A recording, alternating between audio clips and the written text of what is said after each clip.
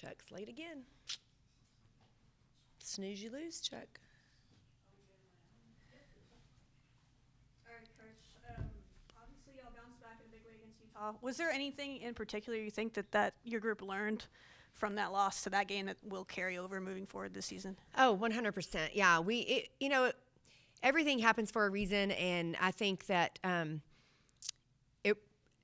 if you can have good losses, I feel like BYU probably taught us a little bit more than even K-State did. Just because I think K-State, you could have chalked a few things up to, we didn't, obviously we didn't crash the boards. But then I think our kids thought they kind of had it fixed going into BYU, and clearly we didn't. And I think there was a little bit of stress on them to like in panic mode almost even. And obviously did some things that were uncharacteristic. And so I think after that game, our kids really understood that, that it's not a quick fix, that it's something that we had to dive a little bit deeper. I mean, we had really good meetings while we were on the road. They even had a players-only meeting that I think was fantastic for this group. And I think you saw a lot of togetherness and a lot of just reset and kind of a come to Jesus meeting, if you will, where they all got on the same page. And, luckily against Utah, they came out and they really followed the game plan very well defensively, really felt comfortable and confident offensively, and played really well. And they lacked that feeling a lot more than they did the previous two games, no doubt. And I think the Utah coach specifically said y'all were the hungrier team, and I think you've worded it more as like needing to play desperate, maybe the same thing there. How important is that coming back home now, ironically, against a team that was picked to finish second, but they're kind of playing in a little bit of that desperation, hunger mode, and they have a lot of other storylines and motivations behind this game that they're trying to prove a point behind. How do they make sure that they bring that hunger back to their home court? Yeah, I think our kids just have to be mature and to realize, I just said it out there, like when you run into adversity, it's always going to be there. Like you're either going to be in adversity, you're either going to be just leaving adversity, or you're going to run into adversity again. And there's not a vaccination for it, right? There's not something that just cures it. And so we got to learn how to play through it. You got to learn how to be uncomfortable in it and long enough to be able to get out of it.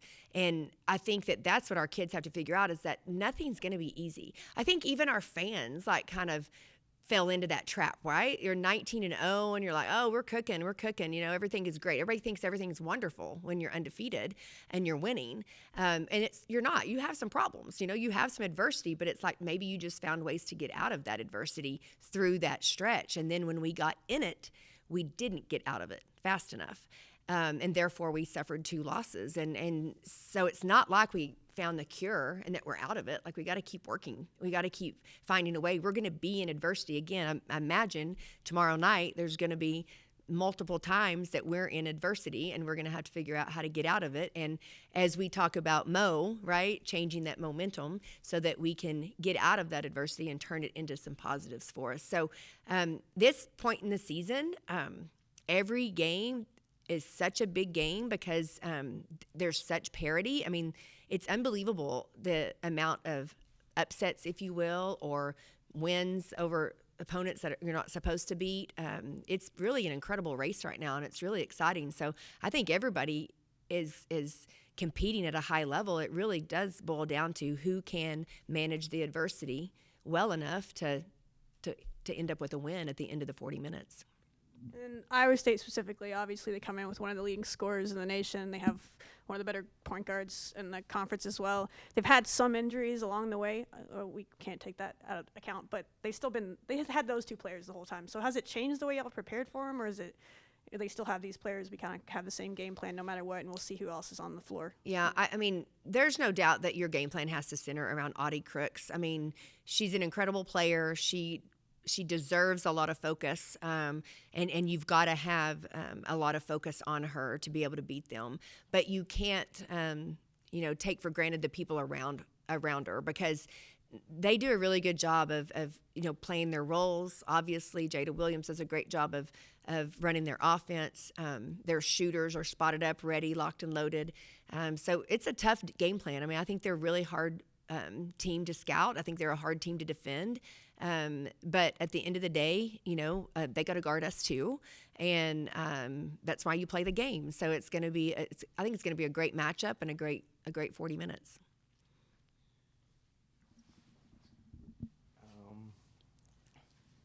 At the beginning of the season, 1-0 was something you guys talked about a lot in press conferences and stuff like that. I didn't hear as much of that these past couple games. Was that still something you guys talked about during these losses, or was it more of let's just get back to winning? No, absolutely it was. Yeah, we just talked about it out there on the court when we ended practice, is that the most important game on our schedule is the next one, and we have to go 1-0, and that's the motto, that's the focus, and that's where our mindset is. We didn't get that done the last 2 games previous to Utah. And so obviously when we played Utah, we wanted to go 1-0 and we got that done. So yeah, we need to do that on Wednesday. Did you guys have any trouble getting back with the weather? And then how did that impact training or preparation for this next game? Yeah, we were super fortunate. We were supposed to come back right after the game and we weren't able to do that. We had to wait till the next day.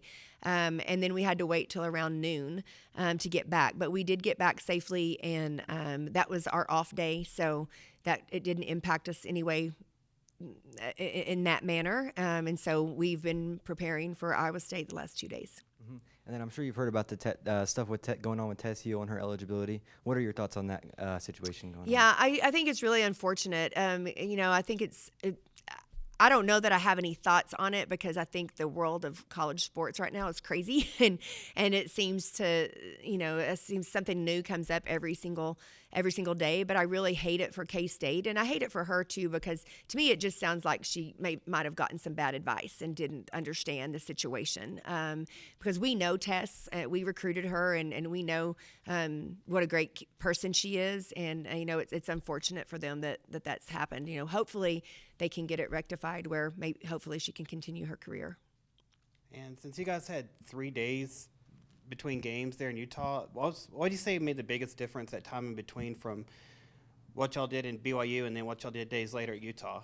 I think just some self-reflection, some team meetings, some togetherness. I think we really did have some really intense meetings, and I love, that's what I love about this group, is that you can really be forthright with each other. You can be really honest and hold each other accountable. And I think as coaches, we did that. As a staff, we did that. As players, as our team, and then all together we did that. And I think that's what, like I said, I love the most about this entire group, is that it can be uncomfortable and it can be not the best of terms, but yet we all want the same thing. And it's just, we know that's true for everybody in that room. And so it wasn't hard to get back on the same page. It is hard to have those conversations. It is hard to be held accountable. But I don't think it's hard when you all have the same goal in mind and you know that you can get there if you stick together. And that's what these kids did. And it was great to have those 3 days. And to be honest, it was really nice to be able to be on the road, because we were all together and we didn't have any outside voices in our heads or in our ears or anything like that. It was just Lady Raider basketball, and that was really nice. Coach, looking ahead to TCU, what really stands out to you about them? Well, I mean, to be honest, I really haven't looked at them much, but obviously, they've got some high-profile players. I mean, Olivia Miles is an incredible guard who puts up ridiculous numbers.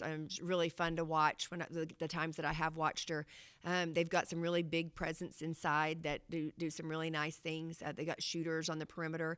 I mean, they're just they almost seem like a professional basketball team, much like they did last year. But it'll be interesting to see whenever we get down to watching film and scout how we want to try to defend them and how we feel like we can attack them. Coach, I know you kind of mentioned Williams and Crooks earlier.